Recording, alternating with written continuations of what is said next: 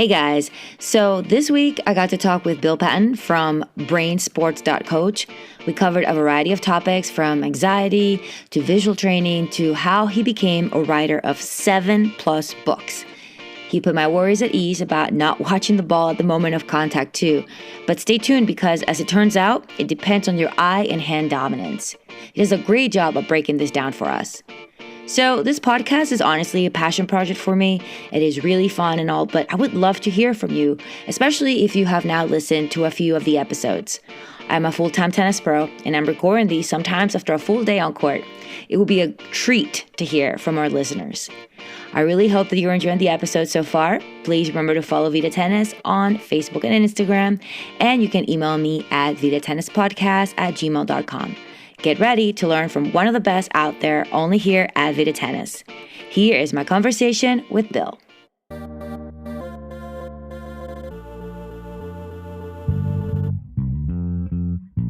Hello, everybody. Welcome to Vita Tennis, the podcast for those of us who eat, sleep, breathe tennis. My name is Jennifer Gelhaus. Today, I am talking to the brain sports coach himself, Bill Patton. Bill has over 35 years of tennis coaching experience at different clubs, public facilities, and high school tennis teams. He's certified by the USPTA and the PTR, and he has published 7 books. Some of his most popular ones being Visual Training for Tennis, The Athlete-Centered Coach, and The Art of Coaching High School Tennis. Bill lives in California, and he recently presented at the USPTA Southern California Annual Conference.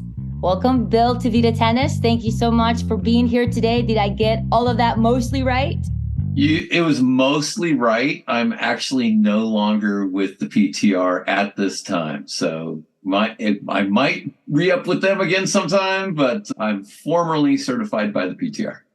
And Yep, all that's good. And yeah, I just recently moved from Oakland to San Diego.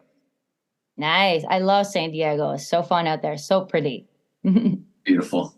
Yeah. So Bill, how did you get into coaching? Let's start from the beginning. Oh, all right. No, it's a funny thing. So part of it's pedigree because my father was a baseball coach, and he was quite an accomplished baseball coach.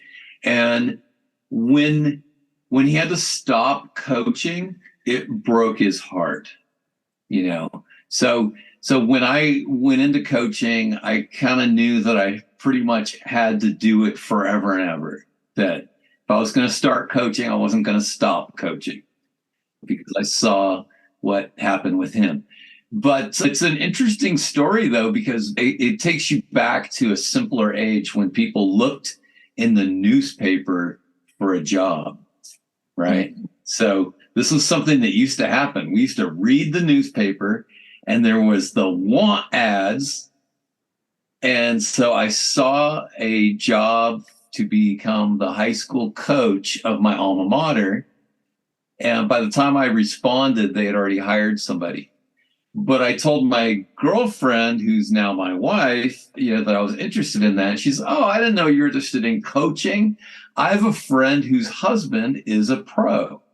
So can I get you an informational interview with him? I'm like, yeah, sure. So I went and talked to the guy, and we hit a few balls, and on the spot, he hired me to run his summer program because he was going to be leaving town. So he had a Parks and Rec summer program, and he trained me for a week at a camp that he was running. I was left to do an entire Parks and Rec program by myself, and people were fooled into learning tennis.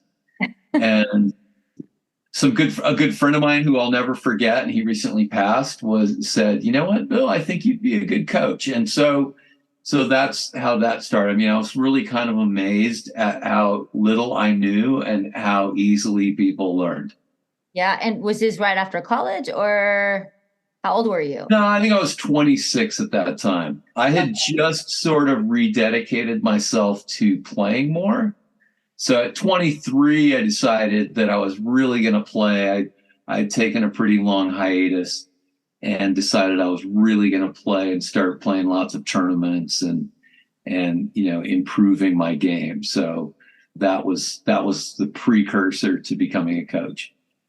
Got it. And has high school always been your first love, your passion project is to? Yeah, I think so. I mean, because there's this visceral excitement that I get in regard to I have my army over here, and we're going to take it against your army, and then we're going to battle it out and see who wins. So that's fun for me to, assemble my troops and train them and send them to battle. If you work with boys and girls? Yes, about equally. Yeah. I think I've coached maybe a couple more seasons of boys than I have girls. But yeah, it's always interesting. And the girls are more fun, but the guys are slightly more competitive in general. I mean, I've had some ferociously competitive girls who, are really awesome. So I think it takes a certain type of person or a certain type of personality, I guess, to really know how to deal with teenagers and high school students because they can be really tough sometimes. I mean, if you're not used to it, I think, especially if they're not too serious about tennis, it can be really difficult to learn how to handle youth. I don't know. Maybe it's more, yeah, I feel more now because I feel like yeah. sometimes teenagers can be pretty tough. Well, I think the number one thing that I brought to it was empathy, because I didn't forget what it was like to be a teenager and Yeah. got and thinking, this sucks, the coach sucks, I hate this drill, all the different things that make teenagers tough, right? Yeah. So I empathize with that, and I was like, okay, and when I was a kid, I was always evaluating my teachers. Even as a junior in high school, I was like, you know what? I could teach this class better than this teacher's doing it. So I would dream up, if I was teaching, what would I do? So I was already thinking ahead about that. And later I also became a high school teacher. And that, I think, even more prepared me for coaching than just simply knowing a lot about tennis, because it's a completely different thing when you're teaching a subject that many don't like and or are afraid of, and you have to make them succeed. Generally, kids who come out for the tennis team want to play tennis. Yeah. And it's right? like a fun thing for them to do also. Yeah. Yeah. And so tell us about Brain Sports. Let's shift gears into Brain Sports. What is that all about? Yeah, it's kind of a recent transition because it morphed from the visual training into the realization that really what I teach first is the brain stuff. So I kind of had an epiphany about a year ago where I was studying something, and they were talking about how the visual system accounts for 60% of what the brain does. And so whoever's watching this right now, just close your eyes for a second, and you feel your brain powering down. Then you open your eyes back up, and you can feel it, that, wow, yeah, my brain's really active again because it's processing all this visual information. So, but then I was like, okay, well, that's only 60%. What's the other 40? Right? I mean, so your brain is doing all the things that it needs to do to keep you alive. But I also realized that the first things that I do when somebody enters the court is I help them to reduce their anxiety. And so that is not a visual thing. It's a brain thing. So I came to that realization. So then I had to align my brand with what I'm really doing. But a huge chunk of what I'm teaching has to do with the interrelationship between your brain and your visual system. In fact, who was it? I think Andrew Huberman, Stanford University, was talking about how your eyes are so interconnected with your brain that it's almost as though they're part of your brain. And is this something that you have always had an interest? Do you have any kind of background in psychology or anything like that? Well, I mean, in fact, as a kid, I mean, I've always been fascinated by the brain, by the human, just the mystery of it. Right. It's still the most complicated piece of machinery in the known universe.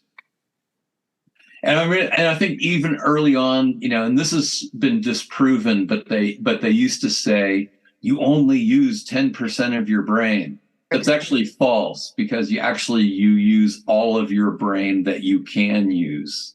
So it's not really true that people only use 10% of their brain, but it is true that people could learn to get more out of it. I think I went off track from your question there a little bit, my undergrad was in industrial psychology in school. So that had a lot to do with learning theory and social psychology and organizational behavior and, people in groups, but then also studying workflow analysis, those types of things. So it's actually a great major for coaching. It really is, especially for tennis, because it's such a mental and obviously an individual game. So there's a lot of things going on with, like you were saying, anxiety, behaviors, the ability to focus, there's so much there, right? So it's Brain Sports. Is that basically, that's your coaching, right? Yeah, that's the brand that I'm operating under. And, I introduce clients to what I do by saying, I'm going to help you get the most out of your brain and get out of your brain's way. I think if people didn't sabotage what their brain was doing, things would be a lot easier. So how can we as coaches make somebody not have so much anxiety when they come on a tennis court? Or how can we make them feel good from the get-go? Smile and say hi, right? Smile and say hi, I'm Bill, right? Because put yourself in their shoes. First time student, and is not a member of your club or never been to your location, right? So they're gonna go to a new place they've never been, to meet someone they've never met, to do things that they don't know what's going to happen. They have no idea what's going to happen. So they've got, the fear of the unknown times 3. Yeah. You then add that they didn't allow enough time to get there and they come running in late. And so they're freaking out. They're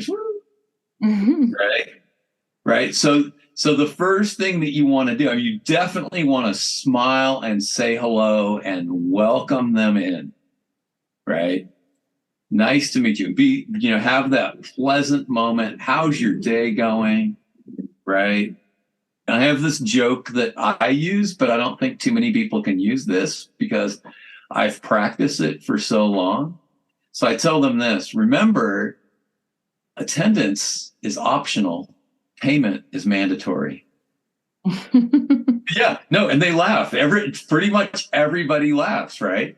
And so because then when they realize that I'm not mad at them, I'm not judging them for being late, and I'm still going to get paid the same. I'm not going to prorate the lesson because you came late, Jennifer. I'm sorry, right? And that makes them feel good because people feel like they should be punished somehow when they come late. So that's one thing that I do that puts them at ease. Another thing that I do is I see a lot of people who are trying way too hard and they're tense. And, some people are trying to impress me or others. Some people have like issues because they don't feel like they're good enough, so they have to try harder. Some people, by virtue of the fact that they're smaller of stature, think that they're not strong enough, so they have to try extra hard, all these things. Or, people who are big have to be very careful not to kill anyone, right? Yeah. So, people grow up with these pre-programmed things. Maybe they failed a couple different times trying to play tennis or some other sport. So another little joke I have is this. I say, "Oh, looks like, wow, you're really trying hard over there. That's awesome." And I'm over here goofing off, and then you're going to pay me. Right. And they get this look on his face like, that's not fair. Right? Like, okay, well, yeah, it's not fair. You're right. It's not fair. You're trying way too hard. You're working. I'm playing and trying to teach you to play, and you're going to pay me. So the way you can equalize that is to bring a playful attitude to what we're doing here. Greg Patton, who I'm not related to, was sharing a interesting thing where they found that when people are enjoying what they're doing, that the pathways that allow for faster learning are a lot more efficient. People can learn something 90% faster. That makes total sense. And what about the other side of it? Have you looked at or maybe talked with coaches? Because sometimes coaches might be anxious. Maybe if they're a young coach or they've never worked with a certain age group, have you ever looked at that side of it? Yes. No, that's good. So actually in January and until mid-February, I was in Australia training young coaches. And it was really fun. And so I trained them as players, and then I turned it around and I said, now if you were working with a student, now you can empathize with where I'm coming from dealing with you. You can put yourself in my position, and now you know what it's like to have these burdens removed from you. Right. And now you see how you feel more free as a player to execute. I put them through the experience of being coach. And I think in a lot of ways, when you go back and you reflect on what were the best practices of the people that you learned with. And so you probably had a coach that really made you feel at ease.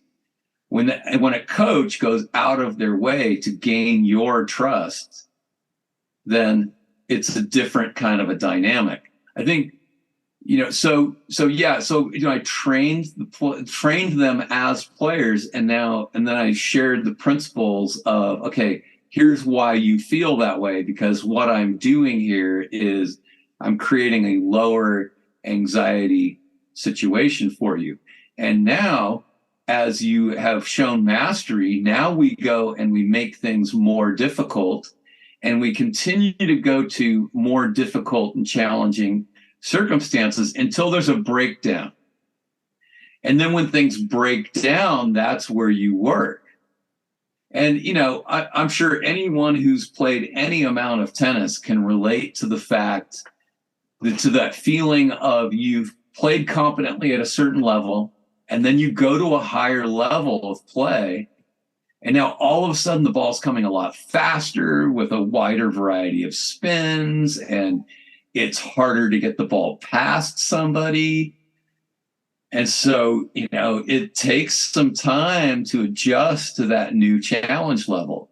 But after you get acclimated to that level, and meet those challenges, because those will give you anxiety when, all of a sudden you're facing serves you've never faced before and you can't return them. But then when you start to, then you gain confidence. So I like to take my players and have them work slowly up into a more difficult place until they start to fail. And then we work there a little bit. And if they're really failing too much and they're losing confidence, then we'll take it back a step and we'll go back to the last level that they had mastery, and we'll dwell there a little bit until they get their feet under them and go, okay, now we're going to take it up a notch. Are you ready? Yeah. So, and sometimes it's the second time, because now they're like, they had time to process that, and now they're ready to step up. And is that what you mean by anxiety? Like, anxiety is such a general term, but do you mean like nervousness in general, or like actually being to the point where you can't, play at your level, or like at the level that you can? No, that's a great question. All right. So one of the most important sports psychology studies ever was by Rainer Martins at University of Illinois, Urbana-Champaign, which is where human kinetics comes from. You ever seen human kinetics publishers? Anyway, so it's one of the top physical education sports psychology meccas in the country, if not the world. So Rainer Martins in 1970 discovered that there's a difference between somatic anxiety, which is, your body, it's how you feel, and cognitive anxiety, which is your thoughts. Yeah. So what he discovered is that as your thoughts are better, you perform better, and when your thoughts are worse, you perform worse. So if you're very confident and you're saying confident things to yourself and you have clear objectives, then great. But if you are unrealistic, have unrealistic expectations, and are being negative and worried about things, then you're going to do worse. So pretty much a straight line, regression line. But physically, you want to be somewhere in the middle, because you're not going to win a tennis match like this too relaxed. Right. You're also not going to win a match like this. So you need that midpoint of being able to have enough fluidity, but then also enough resistive strength. So there's somewhere in the middle, that you need to be physically. So yeah. Come with physical anxiety to where you're shaking and you're having rapid breathing and you're tense, then that's a problem. I call it swinging the 15-pound racket. Mm-hmm. But then people who are a little too loosey-goosey sometimes don't have what they need at the moment where there's a lot of intensity happening. And I think of Nick Kyrgios when I say that, because he has such a fluid and relaxed game, but unfortunately it betrays him at times. Yeah. Because he'll make errors that maybe aren't necessary. I think his emotions sometimes also get in the way. I think a lot of times people don't realize that you can't actually control your thoughts. People don't realize that. And I think that that's been a big thing for me once I started actually doing a mindfulness and yoga practice. When I got really into it, that's when I started learning more about this. And I used to think that my thoughts are my thoughts. They're just happening. They're just there, just like your emotions. And it's so not true. And that's something that, especially if you're working with high schoolers, like that would be, if you can somehow bring that message to someone at that age, I think it'd be so incredibly valuable for their whole life. Okay. This is where I'm going to just be a little picky. All right. Yeah. Because you use the word control. All right. Okay. Ready? Squirrel. All right. So I said squirrel. Did you think squirrel? Yeah. So you weren't in control. You weren't in control. I said squirrel. Squirrel entered your brain. Right. Right. I mean, if I started doing this, you might start thinking, what is he doing with his glasses? Right. Okay. I guess what I meant. Wait, let me take what you said, and I'm just going to put a little finer point on it. All right. Sure. So control is an illusion. Nobody actually has control of much of anything. All right. But you can start to manage these things. So I think the best thing to do is notice what you're thinking, know what you're thinking. A lot of people don't even know what they're thinking. Yeah. I don't know how many times I've asked the question, hey, you just double faulted. Were you thinking something ahead of time before that? And they go, I don't know. And I'm like, okay, well, you need to start to tap into what were you thinking? And sometimes I go, did you think before you double faulted, did you think don't double fault? And I go, yes, I did. And I'm like, and because you thought that, then you increase the chance that you might double fault. Yeah. Right. So now you can't control whether the phrase don't double fault is going to enter your mind, but you can manage what happens next. Right. So, I had to learn to, okay, I just thought double fault. So I'm going to step out, I'm going to step back, and I'm going to replace that thought with something else. Deep kick serve to the backhand. Deep kick serve to the backhand. Because now I'm telling myself what I want, And so then instead of double faulting a bunch and hitting a bunch of weak second serves, then I had people complimenting on how difficult it was to break me because they couldn't figure out what was going on with my second serve. So yeah, you can manage it. The other thing about thinking is, I keep hearing stuff about how while you're conscious, that there are very few moments where you're actually having no thoughts. Yeah. Right. Pretty much have a stream of consciousness of thoughts. And I think it's like something like 66,000 thoughts a day. Right. Yeah. Something like that. But you can notice them. You can interact with them. You can manage them. I think it's good to question your thoughts sometimes. Why am I thinking that? Why am I thinking that? Yeah, that's more what I was trying to say. I shouldn't have said you can't control your thoughts, but that's more what I was trying to say is believing your thoughts. Yeah, I'm just being picky. No. And that's a very fair point because you can't control it. You can't control anything. You control your thoughts. I mean, I think you think so many thoughts a day, there's no way you can have any control over that. But you can question them and choose to believe them or not. Mm-hmm. And I think that's kind of where you regain your power and take control of a situation that might feel out of control. So yeah, I gave a presentation at USPTA Southern Cal, and it was a situation fraught with anxiety because presenting before me was Michael Joyce, right? Who's got a pretty good resume. I mean, working with Sharapova for 6.5 years and Jessie Pegula and getting her to the top of the game and all that. And then here comes Bill Patton right after that, right? So I turned to my friend right before going on and I said, what if I don't improve these players, right? And so I was working with the same players that Michael had just worked with for an hour, right? So I'm like, how much more room is there for improvement now? But the cool thing was I took them through the system of my visual training system piece by piece, and they actually improved pretty dramatically. And I think both of them were surprised. And one of them, their parent was there, and I was watching the parent, as their jaw sort of dropped because her son, who's like a 10 UTR, all of a sudden improved pretty quantumly before her eyes. So that's a lot of fun. All right.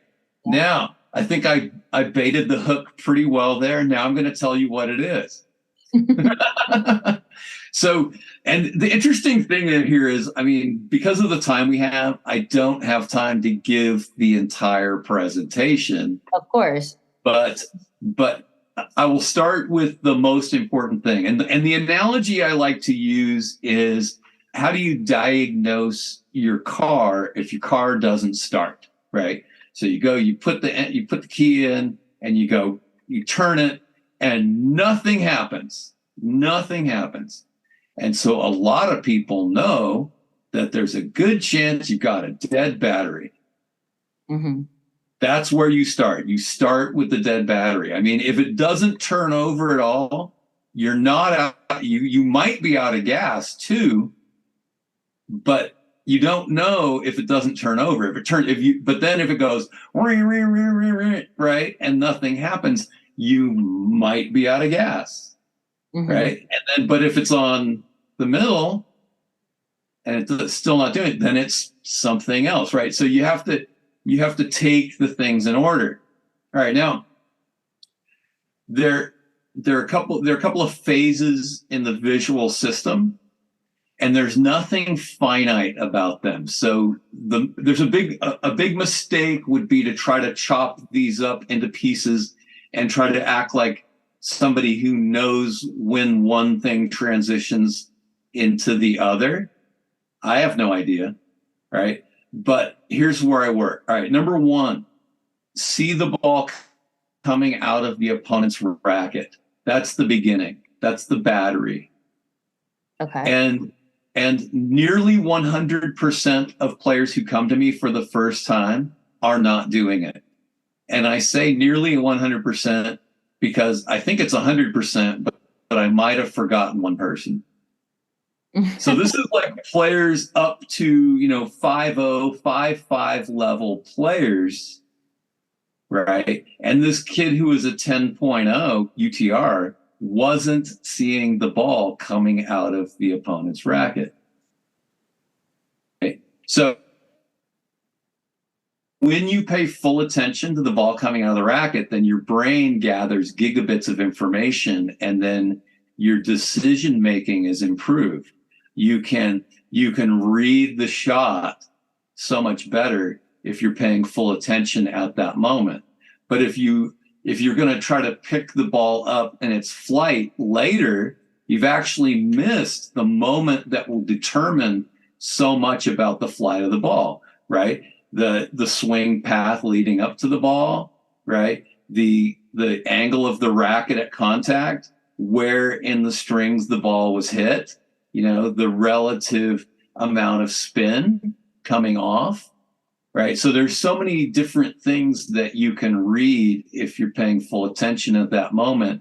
And when people come to me, they haven't done that. They didn't know they weren't doing that. They thought they were doing it. In fact, I guarantee you there are people listening to this right now who say, oh, I do that.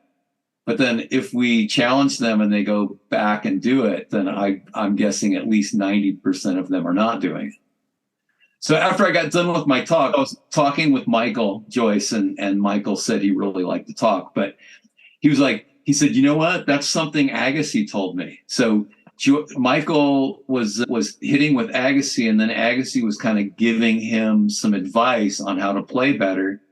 And that was one of the pieces he said, was that he makes sure to see the ball coming out of the opponent's racket. And Agassi was known as one of the cleanest ball strikers that the game has ever known. And so I think there's a connection to that. Yeah. So where do you think people are looking? If they're not looking at the ball come off the racket of the opponent, where are they looking? They could be still absorbed in thinking about the outcome of their shot. Okay.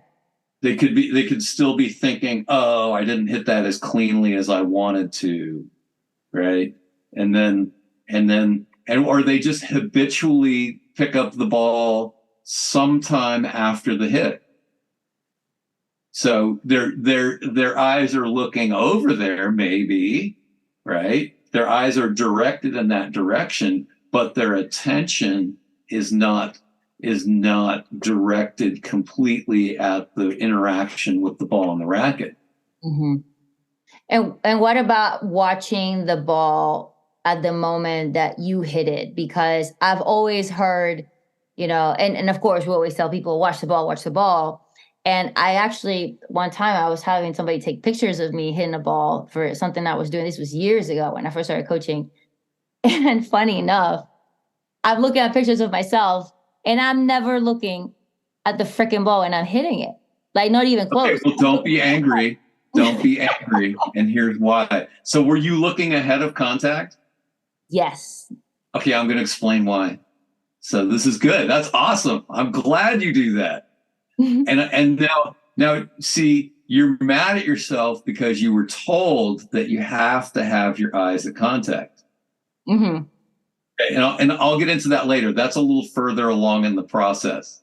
Sure. So you want me to go to the next step, or do you want me to answer that one now? However you want. Okay. All right, let's go to the next step because I want to keep it in order, and I'll make sure to answer why that is. Okay. All right, so then the next thing is that Vic Braden, who was the front-facing person he was like the spokesman for a lot of sports scientists. So, he knew people who did all this research, and they found that by the time the ball is out of the racket by 2 feet, your brain is calculated with 95% accuracy where it's going to land. What accounts for the 5%? The wind, how heavy the conditions are. It could be dry, it could be damp, right? How well the ball was struck. There are a lot of little things that account for the 5%. So, but your brain with 95% accuracy can accurately determine where the ball's going. So you can start moving. You can make your first move. You can prepare your racket 2 feet after the ball has gone. And a lot of people are preparing late. And then the other thing that I say, and I think people think it's harsh, but I stand by it 100%. There's no such thing as early preparation. There's on time and there's late. Yeah. Because otherwise you'd have to be guessing. And so if you're guessing, people try to argue for anticipation. And I'm like, you can't really anticipate, but you can read and react. And you can read and react better if you know a player's tendency. You can see it coming earlier, but you can't see it until they've actually struck the ball. Right. So preparing on time is really huge, because once you know how to hit the ball, pretty much everything else is a problem of time and space. And so the more on time you are with your preparation, then the more capable you are of handling whatever comes at you. If you're late, then you're going to have more difficulty. All right. So that's so the first one was, seeing the ball at contact. The second one was, preparation. And there are these different things: find, footwork, follow, feel, finish. All right. So first find the ball, right? And then your footwork is part of your preparation, and then follow. So now the third thing that happens is your brain uses something called apprehension to help you follow the arc of the ball, because when the ball is coming to you, it is pretty much a blur the entire time. So now, to explain apprehension, which could be confused with being apprehensive, it's not that definition, because there's comprehension is your upper level thinking. It's the analysis. It's the building checklists in your brain. It's the subjective judgments, of things. Apprehension is a mid to low brain thing. And what I do is I toss things to people. Like I just tossed a battery in the air, right? So you see that little arc created by that? Mm-hmm. So I toss somebody something, a ball, and they do this. They put their hand there and they catch it. And it would take 30,000 words to describe what just happened, but they saw the arc of the ball and they fluidly just put their hand there and caught it like it was nothing. And that's what we want to key into, is that very natural ability of the brain and body to be fascinated by moving objects. That's part of what makes tennis so fun. There's lots of moving objects, right? So this is where Jack Brody says, line up your strings with the ball. So the ball's coming in, it's this arc, and you're following the arc, and then you want to go and move and go and put your strings right there so that you can feel the ball in your strings. Mm-hmm. So that's the third F, right? So that takes you to contact. Oh, but now there's another one. All right. So now so you're gonna apprehend the flight of the ball until the bounce. Sorry, I have to clarify. And now this is where your issue comes up. Mm-hmm. Because there are two different kinds of people, two different predispositions for vision. All right. There's pure dextral and there's cross dextral. All right. And then also I have to say that those are terms that I've made up to make it simple, because if I really wanted to be technical, we would also talk about being sinistral. And I don't need that word in my life. But anyway, pure dextral. Okay, well, you're going to have to clarify these things to me because I've never. Just go with, okay, I'm going to explain now, but I've sort of made up some definitions and I hope people play along. All right. So anyway, I'm left eye dominant and right-handed. So I'm cross dextral. Right? Okay. If you're right eye dominant and right-handed, then you're pure dextral. So if your eye dominance matches your dominance, and if it crosses over, then you are cross dextral. Okay. So I'm going to guess that are you right-handed? Yes. I'm going to guess that you're right eye dominant. Yes. Okay. So, and pure dextral players are better served by looking ahead at the ball. Oh, interesting. So this is kind of funny. All right. So I like to flip through tennis magazines and look at the tips just mainly so that I can laugh, because some of them are not very good at all. Right. So there was this one and it shows Federer and his eyes are like perfectly at contact. Right. His eyes are perfectly at contact. And then he has a green circle because that's good. Right. And then there's another player, a woman, right? And contact's there and her eyes are forward, right? And she gets a red X. That's bad, right? Yeah. But I'm looking at that player and I'm like, wait a minute, she won a slam. It can't be that bad. Right? How can we say a Grand Slam winner has a maladaptive visual strategy? I don't think so. She's at the top of the game, so I don't know. Anyway, so I started doing more research on that. And the research came from golf, actually. And they found that golfers who are pure dextral should look at a place halfway between their putter and the hole and then track the ball across their vision. Whereas cross dextral people should look at the putter after sighting the hole. So then I took it to the laboratory of my tennis court and also took it out onto the road. So I was in the greater Phoenix area and I was in Atlanta, Georgia, and I tried this out on people. And lo and behold, many people were dramatically helped by being okay with looking ahead. All right. So this is where after the bounce of the ball, you will either do this. When the ball bounces, you will either focus on it into your strings, a la Federer, or you'll let your eyes stay halfway between the bounce of the ball and your racket, a la Serena Williams.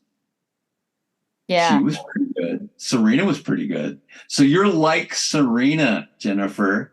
Well, I'll take any. Okay. You're like Serena. No, here's the challenge. Here's what I want people to do. Because I know that there's always like these haters, there's always people, that Billy doesn't know what I'm talking about. All right. So here's the challenge. Go find a still picture where Serena has the ball and her racket. Okay. And then try to find one where she's looking at that place. Because I found a bunch of them where she's looking ahead. Yeah.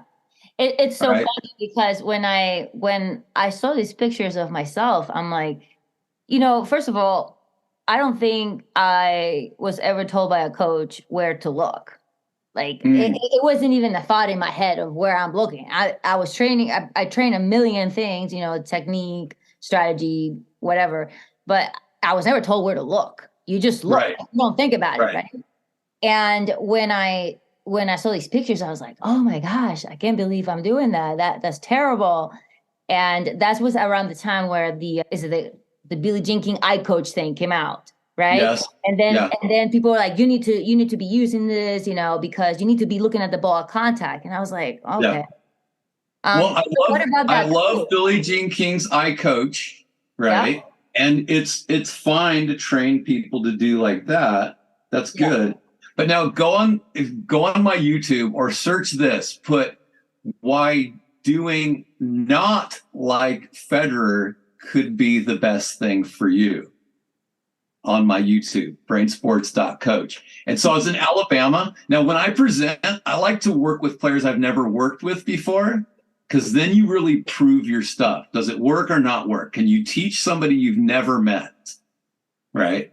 Mm-hmm. So I had this kid, and he's trying really hard to do like Federer, and his strokes, look like this. And I tested his eye dominance, and it turns out he's pure dextral. And when we got his head turned forward, everything flowed better. He was like night and day. So it's really can be a dramatic change because when people are trying so hard to do this and it's not natural for them, then that's not going to help them. They're forcing themselves into a mold. So yes, absolutely, some people should do like Federer.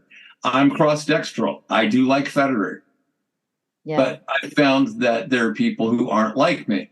There's a gal, Dr. Cheryl Calder. She's from South Africa. And she was the first one to develop a PhD in visual training, right? And so the story goes that she connected with a neuroscience department. And so the professor, the head of the department said, I'll teach you everything I know about neuroscience if you teach me everything you know about vision. So she developed the first PhD program for this in the world. And she's now tested 100,000 athletes, and no two of them have the same visual skill profile. Everyone sees everything uniquely. So it's up to the coaches to start to understand what are the unique ways that players see the ball. And now you're one of the lucky ones. You figured it out on your own. Nobody guided you. But now how much more effective as coaches would we be if we actually taught different ways and we knew how to identify that this player needs that and not this? Yeah. And I was going to ask you, is there one that, I don't know, in your opinion, or have you looked at it, that is more of an, I guess, naturally talented than the other? Does it relate to talent at all? Or because how fast they can react or how well they can read the ball to be pure dextral or cross dextral? I think we do a poor job of teaching pure dextral players because of the example that you're talking about, where people compare themselves to Federer and they have learned one thing from Billie Jean King's I Coach, and so then they don't have the skill of being able to teach pure dextral people. So I was in Atlanta, and I was about to go on court for a clinic. It's like 5 minutes before the clinic, and this woman comes up to me and she says, I have no depth perception. Right. And I'm just about to go on the clinic. I mean, there's no way I can solve her problem in the 5 minutes before the clinic. Right? Yeah. So, I mean, I'm like, yeah, hey, thanks for throwing that on me, like right before I'm going to go on. But thank you, ma'am. Right. We'll see what we can do. Yeah. And so sure enough, it turns out she's pure dextral, and she'd never been taught that she could look ahead of the ball. And so I think pure dextral players' depth perception is compromised when their head is too far to the side. So being able to look forward is more important, because then, and so, for her, it was a miracle. And, that makes me happy. And I was seriously worried about whether I was going to be able to meet her needs at that time, but it worked out perfectly because she was pure dextral. So yeah, I mean, if we taught visual skills with more intentionality and with better objectives, and then we could identify when people are not doing one of them. Because one thing I discover is, teach a certain aspect of that, and then we'll go on and we'll continue rallying. And then I'll notice that there was a breakdown, and I was like, hey, I think there was something you didn't do, right? What was it? And they go, I don't think I saw the ball coming out of the strings. I'm like, So let's go back and practice that a few more times so that your full attention's on that. And what about sunglasses? Do you have any thoughts on that? That's a kind of a controversial topic because, there have been top 10 in the world pros who've worn sunglasses. I think most pros don't wear them. And there's a notion that once you start sort of blocking some of the light coming in, that you're also compromising vision to some extent. But then it also speaks to outliers, because if somebody's eyes are just getting overwhelmed by light that they can't handle it, then they need something as an intervention for that. One good guideline for sunglasses to make sure that they don't refract. So you want to make sure if you're wearing sunglasses that when you go like this, when you put them on and off, they're not distorting your vision one way or another. And wear them all the time. Right? Because otherwise, when you take them off, then your vision is going to be different. But yeah, I know some people just vehemently hate the use of sunglasses at all. I wear prescription sunglasses when I'm coaching. So, and I got the ones that now, when you get out in the light, then they get darker. Mm-hmm. So, and I just started using those. I really like those because then in lower light conditions, then I still have my prescription glasses, but now they're clear. Yeah. I have a lot of issues with that. I have astigmatism and I cannot wear contact lenses. I've tried it and I just can't. It's too uncomfortable. And I wear sunglasses all the time because I get headaches from the brightness. But when I play tennis, I can wear them for teaching. But if I'm being serious, I'll take them off. Like it's like a thing. Yeah. I can't stay with them. Yeah, it's weird. But I never understood why. I don't know what it is. Yeah. I mean, I played with sunglasses, quite a bit. And I mostly do. So, but, other people don't like that. So. Yeah. All right. And what made you want to write all these books? Is there, because you wrote so many books. Is it about leaving a legacy? Is it about sharing your knowledge? What is your motivator? Well, the first one that I wrote was to get the monkey off my back, because I'd thought about writing a book like 25 different times and 25 different times written chapter 1 and then read it and went, this is crap. Right. And then, then a year later, then, right. Oh, again, crap. So I decided to write something that I knew really well, because I had coached 25 seasons of high school tennis. So I'm like, okay, I know how to do that. So, and then I decided that also if one person liked it and got something out of it, that would be worth it. But even if they didn't, it's done and it's on the shelf and I can point to it and I can say I wrote a book. And then, then I was like, oh, well, I just wrote that book. I wonder if I want to write another one. And then, in short order, some ideas came for writing books. And so I just continued. That's no small feat, to me, I view that as, I think people that run marathons are crazy or that do like Ironmans. And to me, it's like writing a book is like that. Like, I can't even imagine, It's really not that hard. It's really not that hard. I wrote that first book and I gave myself 6 months to write it. Okay. So I just got up every morning and I committed to writing for 15 minutes. Oh, nice. And then after I got comfortable with writing for 15 minutes, then I committed to writing for 30 minutes. And then a funny thing would happen. I'd be in the middle of my 30 minutes and I'd be inspired and I would keep writing and I would actually write for an hour and a half. So, but inspired or not, I've made a commitment. I'm writing 30 minutes every day, and it could be awful, but I'm writing anyway. So now one of the things, if somebody out there wants to write a book, yes, you can do it. The one thing that's really important to keep in mind is there's no such thing as good writing. There's only good editing. So once I knew I had every single possible idea that I could put on paper, then I went back and started reading it and doing a second draft.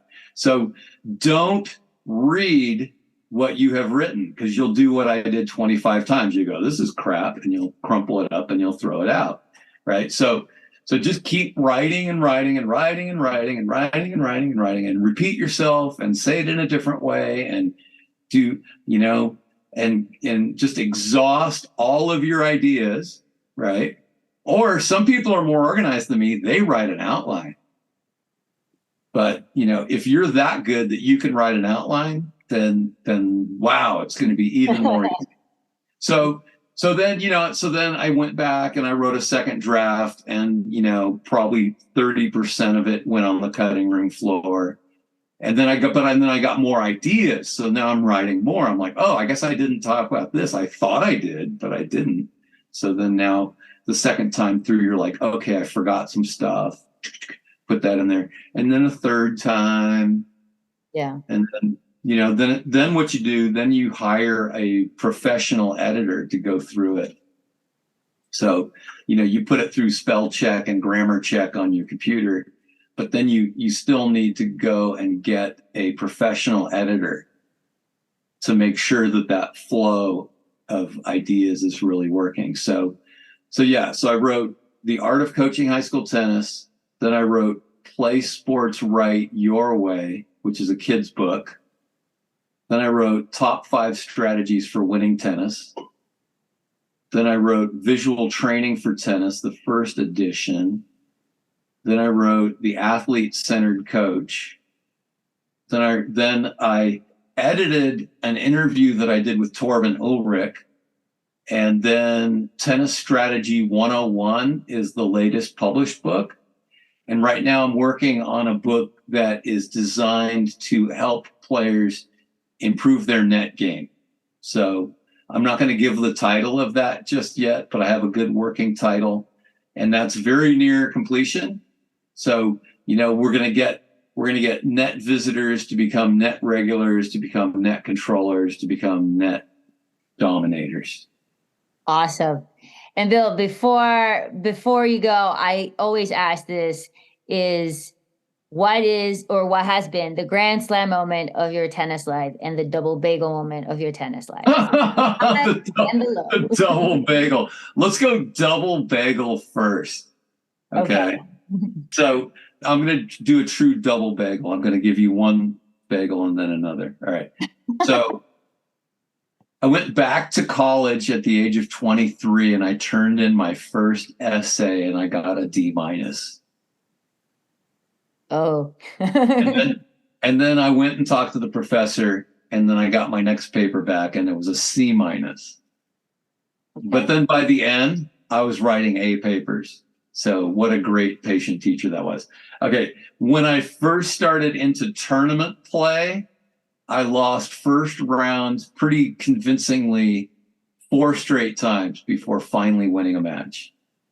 So 4 first round consecutive losses in tournaments. So that was a pretty big double bagel. So Grand Slam moment was it when I was playing was I was on the court with 2 guys who were both former Division I players and my 53-year-old doubles partner. And we were up a set and a break before they figured us out. And a lot of people said for that first set and a half, I was the best player on the court. We didn't win, but it felt good to be playing at that level. And then one of my teams won the North Coast section, which in California, a section title is akin to winning a state title in a lot of states. So it was out of 145 teams. Wow.